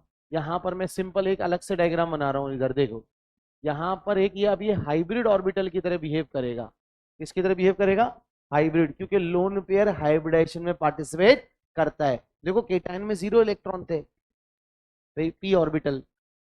लोन रेडिकल में अनपेड इलेक्ट्रॉन था, हाफ फील्ड। ये देखो यहाँ पर खाली ऑर्बिटल था, पी था, हाइब्रिडाइज नहीं हुआ था। ये भी हाइब्रिडाइज नहीं हुआ था। हाइब्रिडाइज कौन होते हैं, लोन पेयर। तो क्या अगर लोन पेयर को मैं हाइब्रिडाइजेशन में मान लूंगा तो इसका हाइब्रिडाइजेशन sp3 बन जाएगा, क्योंकि कितने सिग्मा बॉन्ड है, 1 2 3 और एक लोन पेयर। क्या हमें इसका total sigma bond plus lone pair की वैल्यू 4 हो गई। 4 होते ही sp3 बोलेंगे, इसका मतलब लोन पेयर हाइब्रिडेशन में पार्टिसिपेट कर रहा है। अब ये p ऑर्बिटल नहीं है, अब ये कौन सा ऑर्बिटल होगा, हाइब्रिड ऑर्बिटल। कौन सा ऑर्बिटल, हाइब्रिड। और हाइब्रिड में भी हाइब्रिडेशन क्या है, sp3 ऑर्बिटल। बोलो यस और नॉट, पक्का। ठीक है, अब तो मुझे एक बात बताओ, क्या मैं यहाँ पर बोल सकता हूँ कि यहाँ पर हाइड्रोजन्स के कंपैरेटिव मिथाइल एक प्लस आई ग्रुप है। ध्यान देना आप जरा, इधर समझने का लॉजिक। हाइड्रोजन के कंपैरेटिव मिथाइल एक प्लस आई ग्रुप है, तो क्या ये चार्ज को बढ़ा देगा, क्योंकि प्लस आई ग्रुप हाइड्रोजन के कंपैरेटिव है तो वो इलेक्ट्रॉन देने का नेचर रखता है। हाइड्रोजन के कंपैरेटिव इलेक्ट्रॉन देने का नेचर रखता है, तो क्या मैं बोलूंगा कि यहाँ पर चार्ज बढ़ जाएगा, क्योंकि माइनस में डेल माइनस और ऐड हो जाएगा, माइनस में डेल माइनस और ऐड हो जाएगा तो चार्ज बढ़ेगा। क्या यहाँ चार्ज ज्यादा बढ़ेगा, बोलो यस और नॉट। क्योंकि यहाँ कितने प्लस आई ग्रुप हैं, 2। यहाँ कितने प्लस आई ग्रुप हैं, 3। तो जितने ज्यादा प्लस आई ग्रुप होंगे चार्ज भी उतना ही ज्यादा बढ़ेगा, बोलो यस और नॉट। और चार्ज जितना ज्यादा बढ़ेगा स्टेबिलिटी उतनी ही ज्यादा घटेगी। यानी अब 3 डिग्री कार्बन आयन की स्टेबिलिटी ज्यादा होगी, 2 डिग्री कार्बन आयन की स्टेबिलिटी ज्यादा होगी, या 1 डिग्री की, 1 और इससे भी ज्यादा स्टेबल कौन होगा, CH3 माइनस। यानी मैं बोलूंगा आंसर अब की बार क्या आ जाएगा, DCBA। आंसर क्या आ जाएगा, DCBA। यानी कार्बोकेटायन और कार्बन फ्री रेडिकल में ऑर्डर क्या था, 3 डिग्री, 2 डिग्री, 1 डिग्री। लेकिन यहाँ उल्टा हो गया, 1 डिग्री, 2 डिग्री, फिर 3 डिग्री। बोले यस और नॉट, समझ में आया अच्छे से। तो अगला बताओ। अब अगला कुछ और ही है, मतलब मैं उसको है ना रिपीटेटिव टाइप के एग्जांपल्स नहीं कर पाता हूँ ना, वेरी वैरायटी कर पा रहा हूँ। तो वो वही प्लस साइन लगा दूंगा, वो फिर वो बोर हो जाओगे आप। अब काम की बात देखो, क्या बच्चों यहाँ पर मैं ये कह सकता हूँ कि बगल में sp कार्बन है, यहाँ बगल में sp2 है और यहाँ बगल में sp3 है। sp3 है ना, 4 सिग्मा बॉन्ड है, 3 तो हाइड्रोजन और एक सीसी, तो 4 सिग्मा मतलब sp3। यहाँ 2 सिग्मा हाइड्रोजन के हैं, एक डबल बॉन्ड में एक सिग्मा होगा, एक पाई होगा। पाई बॉन्ड को हाइब्रिडाइजेशन में काउंट नहीं करते, तो sp2। और ये क्या होगा, sp। अब आप बताओ s कैरेक्टर किस में ज्यादा होते हैं, sp में। तो sp में s कैरेक्टर ज्यादा होते हैं, यानी एज कंपेयर टू sp3 क्या वो माइनस आई लगाएगा, क्या लगाएगा, माइनस आई। बोलो यस और नॉट। और वैसे भी बच्चों यहाँ भी sp ही हाइब्रिडाइजेशन है, क्योंकि ये देखो एनायन में क्या होता है, लोन पेयर, एक लोन पेयर और एक सिग्मा बॉन्ड। ट्रिपल बॉन्ड में 2 सिग्मा या एक सिग्मा और 2 क्या होते हैं, पाई। एक ट्रिपल बॉन्ड में एक सिग्मा 2 पाई। तो क्या मैं बोल सकता हूँ इसका हाइब्रिडेशन sp बन जाएगा। इसका क्या हो जाएगा, इसका क्या हो जाएगा, sp3। तो अब ये बताओ नेगेटिव चार्ज sp3 पे ज्यादा स्टेबल होगा, sp2 पर या sp पर, किस पर, यस sp पर ज्यादा होगा। कारण, हाँ कारण इलेक्ट्रोनेगेटिविटी, मोर एस कैरेक्टर मोर इलेक्ट्रोनेगेटिविटी। बोलो यस और not. Electronegativity percentage S character, याद आ गया। और परसेंटेज एस कैरेक्टर किसके ज्यादा होते हैं, sp, फिर sp2, फिर sp3। बोलो बेटा सही है क्या। तो कैन वी से दैट कि यहाँ आंसर ABC आना चाहिए। सबसे ज्यादा sp पर नेगेटिव स्टेबल होगा, क्योंकि मोर इलेक्ट्रोनेगेटिविटी का मतलब है ज्यादा अट्रैक्ट करने की टेंडेंसी। ज्यादा अट्रैक्ट करेगा तो नेगेटिव चार्ज ज्यादा स्टेबल रहेगा। Getting my point? समझ में आ गया? ऐसे ही मान लो एक और एग्जांपल पूछ रहा हूं अलग से। मान लो मैं आपसे पूछूं, एक है एल्गाइन या एक है CH2CH-, या छोड़ दो यार, अभी इसमें कंफ्यूज हो जाओगे आप, फिर वो रेजोनेंस में कितना ही बोलूं, कुछ शातिर दिमाग रेजोनेंस एरोमेटिसिटी सब सोचने लग जाएंगे अभी से ही, और वो मैं भी चाहता नहीं हूँ। अभी मैं चाहता हूँ कि आप केवल इंडक्टिव पे फोकस करें। ठीक है, चलो कोई बात नहीं, अगला वाला बताओ। क्या हाइड्रोजन स्टेबल ट्राइटियम केटायन को स्टेबल कर रहा था, तो क्या वो ट्राइटियम एनायन को अनस्टेबल करेगा? तो अब बताइए स्टेबिलिटी यहाँ पर भी किसकी होगी, ABC? बोलो यार, ये देख लो ना भाई, यहाँ देखो, यहाँ प्लस था तो ट्राइटियम स्टेबल कर रहा था केटायन को, क्योंकि इलेक्ट्रॉन दे रहा था, चार्ज घट रहा था। एनायन में उल्टा हो जाएगा, चार्ज बढ़ेगा। तो ट्राइटियम वाला स्टेबल होगा या हाइड्रोजन वाला? बोलो। तो इसका आंसर क्लियर है, आसान है। तो अब ऐसे जरूरी नहीं है कार्बोकेट कार्बन आयन लो, कोई और एनायन भी लोगे वहां पे भी सेम कॉन्सेप्ट काम करता है। कार्बन आयन इलेक्ट्रॉन रिच होता है, वैसे ही ऑक्सीजन भी इलेक्ट्रॉन रिच होता है। तो बताइए फ्लोरीन क्या लगाएगा यहाँ पर, -I। अब बताओ -I ज्यादा किसका होता है, फ्लोरीन, फिर क्लोरीन, फिर ब्रोमीन। बोलो हाँ यार। फिर उसके बाद आयोडीन, मोर इलेक्ट्रोनेगेटिव का -I ज्यादा होता है। तो आप मुझे बताइए, ज्यादा इलेक्ट्रॉन फ्लोरीन खींचेगा तो चार्ज घट जाएगा। बोलो। उससे कम चार्ज यहाँ घटेगा, उससे कम चार्ज यहाँ घटेगा, उससे कम चार्ज यहाँ घटेगा, तो ज्यादा चार्ज कहाँ घटेगा? यहां पर फोकस करो, तो यहाँ चार्ज ज्यादा घटा, तो इसका मतलब इसकी स्टेबिलिटी भी, बोलो हाँ या ना, पक्का?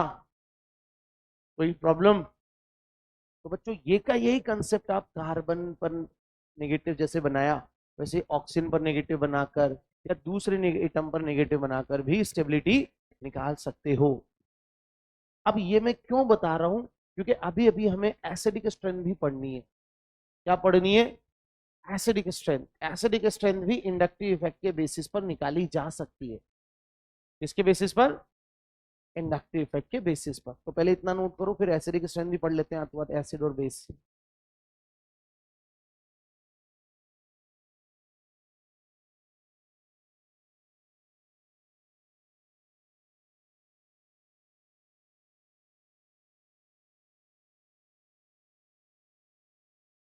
यहां तक किसी को कोई डाउट?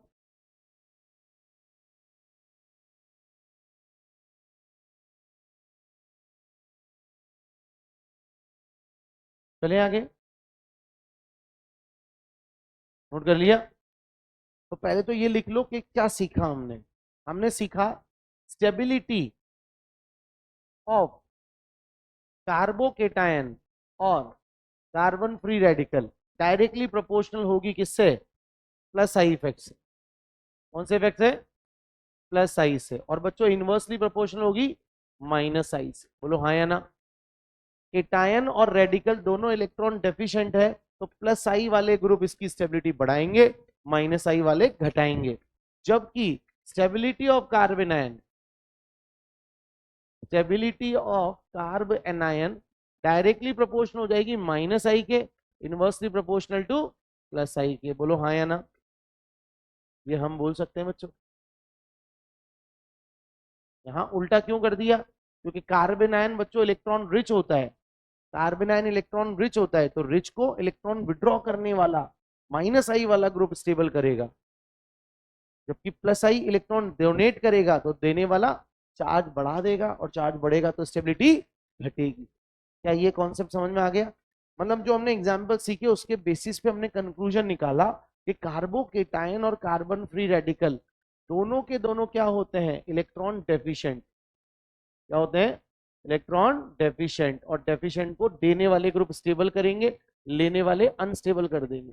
जबकि कार्बन आयन क्या होता है, इलेक्ट्रॉन रिच, तो रिच को इलेक्ट्रॉन विड्रॉ करने वाले स्टेबल कर देंगे क्योंकि चार्ज घट जाएगा, और डोनेट करने वाले चार्ज बढ़ा देंगे, और चार्ज बढ़ा देंगे तो स्टेबिलिटी घट जाएगी।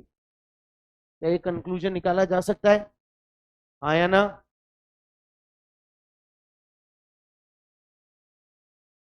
बोलो मेरे भाई, समझ आ रहा है क्या अच्छे से?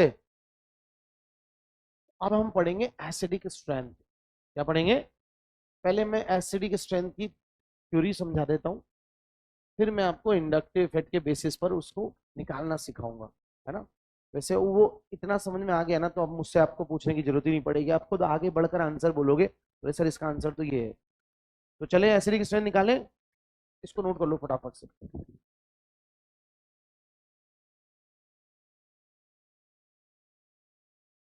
देखो, फॉर्मूले या कोई इंपॉर्टेंट चीज जब आती है ना, तो उसको बॉक्स में बंद करके प्रॉपर हाईलाइट वगैरह कर दिया करो अगर टाइम मिले तो, है ना। बॉक्स में तो फटाफट बंद करना ही है, और थोड़ा हाईलाइट कर दिया करो ना, थोड़ा सा उसके ऊपर कुछ मार्केशन कर दिया करो। इससे क्या होता है, जब हम नोट्स पढ़ते हैं ना, तो ऐसी चीजों पर हमारा ध्यान अच्छे से जाएगा, और एग्जाम से पहले स्पेशली या क्वेश्चन करने से पहले आप ऐसी चीजों को पढ़ोगे, तो ये ऐसी चीजें मेमोरी में ज्यादा अच्छे से डीपली जाएगी।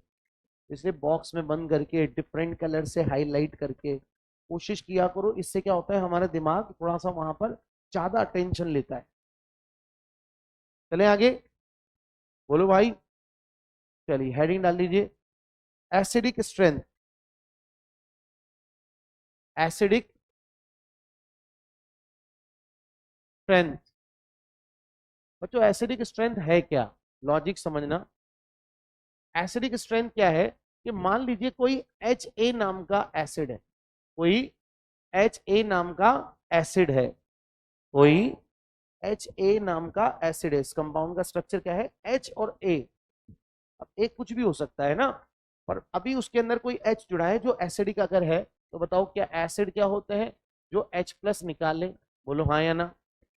तो एच पे क्या आएगा, प्लस, और ए पर क्या आएगा, माइनस। बोलो यस और नॉट। अब इसका मतलब होता है मैंने बॉन्ड इधर तोड़ दिया, उधर उल्टा तोड़ता तो फिर किस पे माइनस आता, एच पर माइनस आता और ए पर प्लस आता। तो बच्चों यहां मैंने बॉन्ड ब्रेकिंग करी है एच प्लस ए माइनस, तो बताओ क्या ये एनायन आज बन जाएगा आपका। ए पर माइनस आया या प्लस आया, जोर से बोलना पड़ेगा, माइनस। अब बच्चों माइनस आया तो उसको मैं केटायन कहूंगा या एनायन, एनायन। अच्छा, इसी के साथ इसको हम कॉन्जुगेट बेस भी कहते हैं। क्या कहते हैं, क्या कहते हैं? ये कॉन्जुगेट बेस क्या होते हैं समझो। एसिड वो होते हैं जो H प्लस डोनेट करें, एसिड वो होते हैं जो H प्लस डोनेट करे। तो इसने H प्लस निकाला, मतलब ये एसिड है, हाँ या ना। बेस वो होते हैं जो H प्लस एक्सेप्ट करें, बेस वो होते हैं जो H प्लस एक्सेप्ट करें। तो क्या उल्टा अगर मैं सोचूं, तो ये रिएक्शन फॉरवर्ड में H प्लस निकाल रही है, तो बैकवर्ड में क्या इसको मैं H प्लस दे दूंगा, तो क्या ये वापस एक्सेप्ट कर लेगी। इसलिए इसको मैंने बेस कहा। क्या कहा? और प्रोडक्ट साइड में जब बेस होता है तो उसको हम कॉन्जुगेट बेस बोलते हैं। क्या बोलते हैं? कॉन्जुगेट शब्द मैंने इसे लगाया कि भाई ये प्रोडक्ट वाली साइड का है। कौन सी साइड का है? तो इसलिए कॉन्जुगेट, बाकी है तो ये बेस ही ना, एच प्लस एक्सेप्टर, आया ना। तो एनायन को हम प्रोडक्ट साइड में अगर कोई एनायन बनता है तो we can call it conjugate base. अब बच्चों अगर मैं आपसे कह रहा हूं कि इसकी एसिडिक स्ट्रेंथ ज्यादा होनी चाहिए, तो क्या मैं बोलूंगा ज्यादा अच्छा एसिड का मतलब क्या है? ज्यादा अच्छा एसिड का मतलब होता है ज्यादा परसेंटेज में उसमें से H प्लस डिसोसिएट होकर निकलना। ये टूट ही रहा है ना, डिसोसिएशन हो रहा है, ये एसोसिएशन है या डिसोसिएशन है? डिसोसिएशन। तो अच्छे एसिड का मतलब क्या समझते हो आप? जैसे मैं कहता हूं H2SO4 एक स्ट्रॉन्ग एसिड है, इसका मतलब क्या है, ये परसेंटेज H प्लस डिसोसिएशन ज्यादा करता है, आया ना।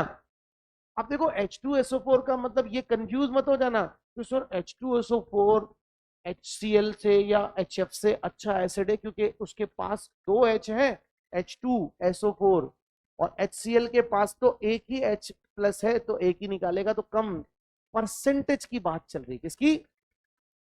इसका मतलब किसी के पास दो H हो, तीन H हो, एक H हो, इससे फर्क नहीं है। परसेंटेज एक एक निकाल निकाल के देखेंगे कि इसमें से एक H निकला, कितना परसेंटेज H प्लस मिला, इसमें से H निकाला कितने परसेंट H मिला, उसमें से H निकाला कितना परसेंट मिला। अब कोई मान लो, हाइपोथेटिकली सोचो, कोई 100% डिसोसिएट हो गया, कितना परसेंट, और दूसरा 90% हुआ, तीसरा 80% हुआ, तो मैं बोलूंगा ज्यादा परसेंटेज डिसोसिएशन किसमें हुआ, 100% है, किसमें। तो याद रखना वो स्ट्रॉन्गर एसिड कहलाएगा। हालांकि आइडियली 100% कोई डिसोसिएट होना पॉसिबल नहीं होता, हम अज्यूम जरूर कर लेते हैं। Is that clear? क्यों? क्योंकि जब वो टूटेगा तो वापस से एसोसिएट भी तो होगा ना, तो दो रिएक्शन पैरेलल चलेंगी, एक फॉरवर्ड डायरेक्शन में और एक फॉरवर्ड डायरेक्शन में और एक बैकवर्ड डायरेक्शन में। इसलिए डिसोसिएशन होता रहता है, एसोसिएशन भी होता रहता है। तो हम फाइनल नेट देखते हैं कि भाई फाइनली डिसोसिएशन 50% हुआ, 40% हुआ, 80% हुआ, 70% हुआ। जहां डिसोसिएशन ज्यादा हुआ मतलब हम बोलेंगे ज्यादा H+ वहीं से मिलेंगे, मतलब एसिडिक स्ट्रेंथ ज्यादा होगी। तो एक तरीका तो है कि भाई हम परसेंटेज डिसोसिएशन एक्सपेरिमेंट करके निकाल लें, एक तरीका है। दूसरा तरीका क्या है कि ये तो इसके लिए तो हमें लैब में जाकर एक्सपेरिमेंट करना पड़ेगा। क्या करना पड़ेगा? एक्सपेरिमेंट। तो वो करना होगा तो फिर तो वो आपसे एग्जाम क्लास में एग्जाम क्यों पूछेगा, या मतलब एग्जामिनेशन हॉल में क्यों क्वेश्चन करेगा। तो दूसरा तरीका बच्चों ये है कि मैं ये कह सकता हूं कि दो एसिड है। अब समझना भाई, ध्यान से अलर्ट हो जाओ सारे, सीधे बैठो। एक तो ध्यान दो, दो एसिड है, एक है Ha1, यहाँ पे 1 मान लो, और एक है Ha2, 2 मान लो। अलग अलग रिएक्शन अज्यूम करो। मान लो मैं कह रहा हूं कि दोनों H+ निकाल रहे हैं, तो दोनों में से ज्यादा परसेंटेज डिसोसिएशन किसका होगा?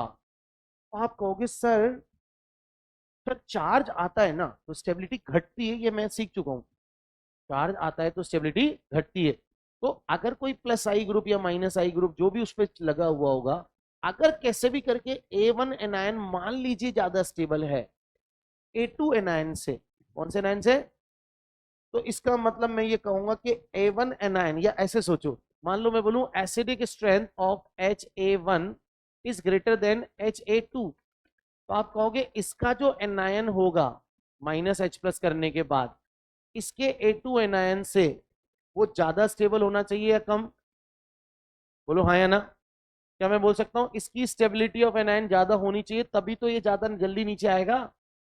नहीं आया सर समझ? नहीं आया? भाई मैं ये कह रहा हूं कि अगर यहां से यहां जा रहे हो तो एनायन बन रहा है, तो अगर दो अलग अलग एनायन में से एक का एनायन ज्यादा स्टेबल है, मतलब उसको नीचे आने में ज्यादा प्रॉब्लम नहीं होगी। तो क्या मैं कह सकता हूं स्टेबिलिटी अगर एनायन की बढ़ेगी, स्टेबिलिटी अगर एनायन की बढ़ेगी तो एसिडिक स्ट्रेंथ बढ़ेगी। तो can we say that acidic strength directly proportional to stability of anion और कॉन्जुगेट बेस? बोलो बेटा सही है क्या? बोल दो यार, समझ में आया ये कॉन्सेप्ट? कि कभी भी किसी की एसिडिक स्ट्रेंथ कंपेयर करनी है तो दो अलग अलग एसिड के H+ निकाल के उनके एनायन बना दो, और एनायन जो होंगे, जो ज्यादा स्टेबल आएगा वो मैं कहूंगा ज्यादा फॉरवर्ड में जाएगा, तो वो ज्यादा H+ निकालेगा। हाँ या ना? और एसिडिक स्ट्रेंथ में ये चीज निकलेगी कैसे? क्या मैं बोल सकता हूं directly proportional two electron withdrawing group, inversely proportional two electron donating group होना चाहिए। बोलो यस और नॉट। बताओ एनायन जो होता है वो इलेक्ट्रॉन रिच होता है या इलेक्ट्रॉन डेफिशिएंट? Electron rich. तो रिच को प्लस आई ग्रुप स्टेबल करेगा या माइनस आई? अभी अभी बोला था माइनस आई। बोलो यस और नॉट। तो क्या मैं बोल सकता हूं माइनस आई, ऐसे ही माइनस एम, ऐसे ही माइनस एच, यस और नॉट? जैसे माइनस आई वैसे ही कोई एम भी हो सकता है। अभी ये छोड़ देना एम वाला पार्ट, अभी बस लिखने के लिए लिख रहे हैं। वैसे डोनेटिंग वाला ग्रुप क्या होगा? Plus I, plus M, plus H etcetera. क्या वो डिस्टेबलाइज करेंगे? बोलो मेरे भाई। तो क्या मैं यहां से एक फॉर्मूला बना लूं कि जितने भी इंडक्टिव इफेक्ट वाले जो ग्रुप है माइनस आई वाले, वो स्टेबिलिटी बढ़ा देंगे नाइन की, जिसके कारण एसिडिक स्ट्रेंथ बढ़ जाएगी, और डोनेटिंग वाले ग्रुप स्टेबिलिटी घटा देंगे तो एसिडिक स्ट्रेंथ घट जाएगी। बोलो हाँ या ना? अच्छा एक बात और, एसिडिक स्ट्रेंथ का मतलब क्या होता है ये पता है क्या आपको? कि कोई एसिड अगर मैं बोलूं कि ज्यादा एसिडिक है, तो क्या मैं बोल सकता हूं एसिडिक स्ट्रेंथ अगर बढ़ती है मतलब कंसंट्रेशन ऑफ H+ आयन बढ़ेगी। ये बॉक्स में क्या लिखते हैं हम? कंसंट्रेशन। क्या लिखते हैं? जैसे एक 50% डिसोसिएट हो रहा था, एक 60% डिसोसिएट हो रहा था, तो कंसंट्रेशन किसकी ज्यादा है? 60%।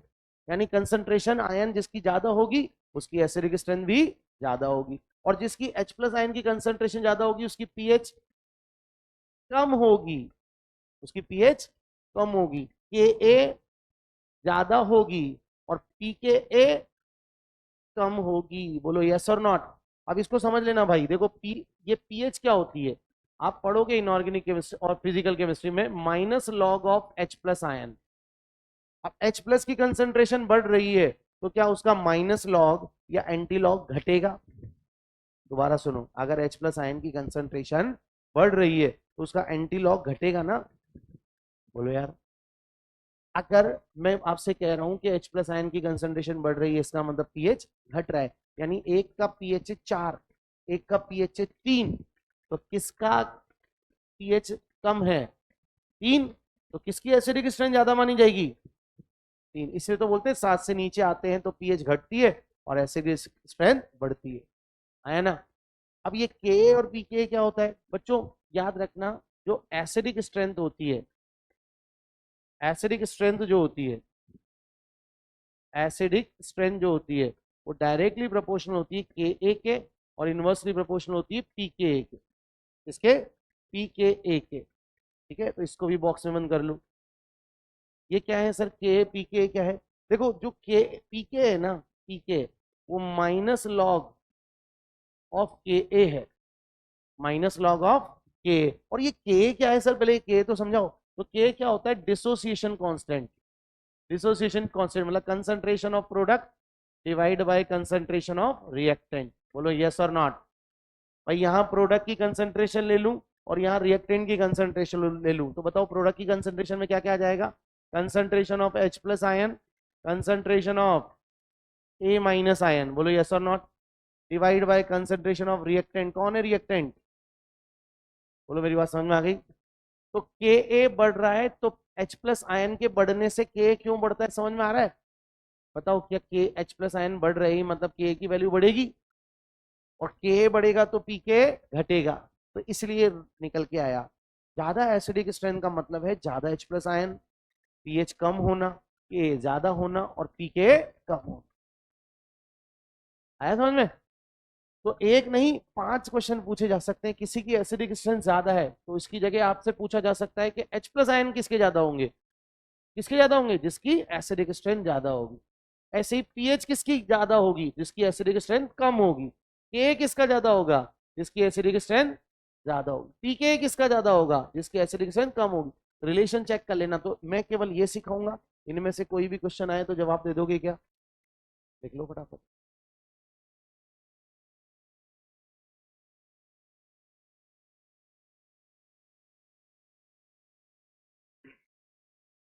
और एसिडिक स्ट्रेंथ निकालने के लिए क्या किया करोगे? H प्लस निकाल के स्टेबिलिटी ऑफ एनायन या कॉन्जुगेट बेस बना लिया करना, और उससे एसिडिक स्ट्रेंथ निकाल लेना। और H प्लस देखो फिर से समझा रहा हूँ, के क्या है यहाँ पर लिख लेना, K is dissociation constant. Dissociation constant of acid. PK क्या है बच्चों? Minus log of K. PH क्या है? Minus log of concentration of H plus ion. Box में कंसंट्रेशन लिखते हैं ना, तो minus log of H plus ion. ठीक है। और के क्या है? के है concentration of product divide by concentration of reactant. किसी भी एसिड के जब प्रोडक्ट और रिएक्टेंट के हम कंसंट्रेशन टर्म्स लिखते हैं तो इसको हम के या डिसोसिएशन कांस्टेंट ऑफ एसिड कहते हैं। अब ये सिखा दिया गया होगा ना आपको, पीसी में भी ये सिखाया नहीं सिखाया? पीसी में क्या चल रहा था आपके? होल कंसेप्ट में कुछ कंसंट्रेशन वगैरह कुछ हल्की फुल्की आई है क्या अभी? आ गई होगी ना, ये बॉक्स में कंसंट्रेशन लिखते हैं ये। अगर नहीं भी आई तो टेंशन मत लेना, ये बहुत डिटेल में इक्विलिब्रियम जब आएगा तो वहां पर बहुत अच्छे से सिखाएंगे। बट बेसिकली देखो, आप क्लास 11 12 पास आउट हो, पास आउट ही हो ना, तो पास आउट ही है ना, तो भाई इतना टर्म जरूर सुनी होगी आपने। ड्रॉपर के बच्चों को इस मामले में नहीं, और अगर आपने सच में नहीं सुनी ना, दिल से बोल रहा हूँ, तो भी हमारे को बस सीधा याद रखने की जरूरत है। अभी जब याद रख लोगे तो अपने आप बोलोगे सर ये तो पीसी में बहुत बार यूज करते हैं आप लोग, है ना, फिजिकल केमिस्ट्री में। नोट कर लिया? एक दो एग्जांपल करवाता हूँ फिर अगली क्लास में पढ़ेंगे। चले? पक्का? चलिए क्वेश्चन लिखिए। Compare acidic strength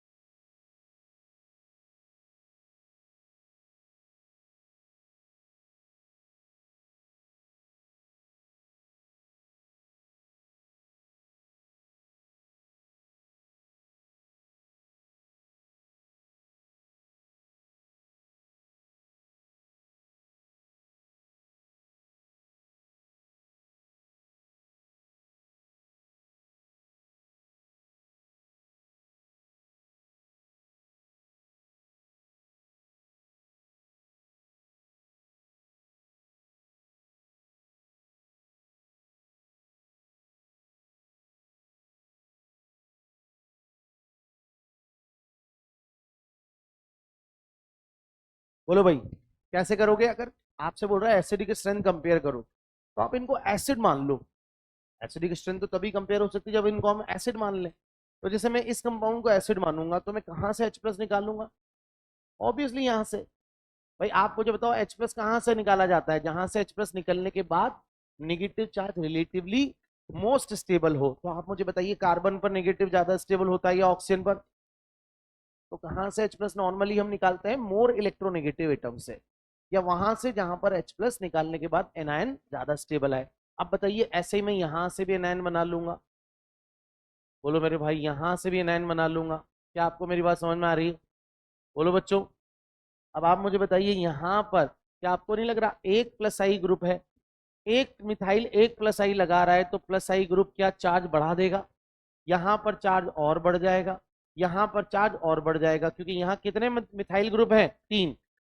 methyl group plus आई लगाते हैं तो इलेक्ट्रॉन डोनेटिंग नेचर के होते हैं तो चार्ज बढ़ा देंगे। चार्ज बढ़ेगा तो स्टेबिलिटी घटेगी। यहाँ चार्ज बढ़ा लेकिन कम बढ़ा क्योंकि 2 ही प्लस आई ग्रुप है। कितने प्लस आई ग्रुप है? 2। और यहाँ कितने प्लस आई ग्रुप है? 1। तो 1 प्लस आई ग्रुप चार्ज थोड़ा कम बढ़ाएगा, 2 प्लस आई ज्यादा बढ़ाएंगे, 3 प्लस आई और ज्यादा बढ़ाएंगे। तो आप मुझे बताइए स्टेबिलिटी किसकी ज्यादा आई? सबसे ज्यादा स्टेबिलिटी किसकी आई? तो मैं बोलूंगा स्टेबिलिटी ऑफ एनायन अगर घट रही है, यहां बढ़ रही है सॉरी, तो क्या एसिडिक स्ट्रेंथ भी बढ़ेगी? यानी सबसे ज्यादा एसिडिक कौन होगा? थर्ड, फिर या सी, फिर बी, फिर ए। यानी मैं कहूंगा बच्चों primary alcohol are more acidic than secondary alcohol, and secondary alcohols are more acidic than tertiary alcohol. क्या अल्कोहल की डिग्री निकालनी आती है हमें? कैसे निकालते हैं? जिस कार्बन पर OH जुड़ा है उस कार्बन की डिग्री अगर 1 है तो 1 डिग्री अल्कोहल, 2 डिग्री का कार्बन है तो 2 डिग्री अल्कोहल, 3 डिग्री का कार्बन है तो 3 डिग्री अल्कोहल। तो क्या 1 डिग्री अल्कोहल ज्यादा एसिडिक होगा 2 डिग्री या 3 डिग्री? अब ऐसे पूछ लेगा क्वेश्चन इनमें से कौन सा मोस्ट एसिडिक अल्कोहल है? A option primary alcohol, B option secondary alcohol, C option tertiary alcohol, and D option all have same acidic strength. तो बताओ आंसर क्या होगा? प्राइमरी अल्कोहल मोस्ट एसिडिक होगा। बोलो मेरे भाई समझ आ गया? कंफर्म? ऐसे मुझे बताइए कार्बोक्सिलिक एसिड। बच्चों यहां से भी ऐसे H प्लस निकाल दो। अब मैं अलग नहीं बना रहा हूं, वहीं पे लिख दूं सर, क्योंकि लॉजिक आपको पूरा डिटेल में समझा चुका हूं। तो बताओ यहां से H प्लस निकालोगे नेगेटिव, यहां से H प्लस निकालोगे नेगेटिव। अब आप मुझे बताइए यहाँ कितने प्लस आई, कितने क्लोरीन है? माइनस आई ग्रुप 3।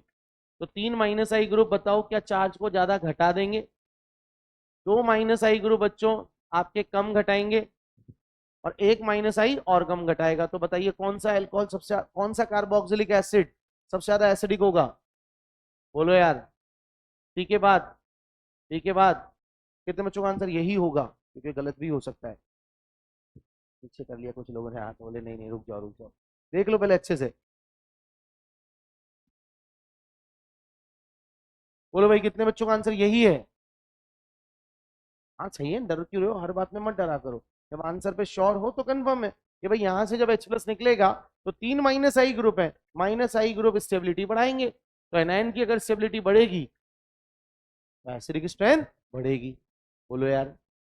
ऐसे बताओ एल्काइन ज्यादा एसिडिक होगी, एल्कीन ज्यादा एसिडिक होगी या एल्केन? अब बच्चों इसमें से H प्लस निकालोगे तो क्या बनेगा? C minus. यहां से निकालोगे तो CH2CH माइनस। अच्छा यहाँ से या यहाँ से, वो आपकी चॉइस है। अब अभी अभी हमने बताया था कौन सा कार्बन आयन ज्यादा स्टेबल था? sp कार्बन वाला, बोलो हाँ या ना।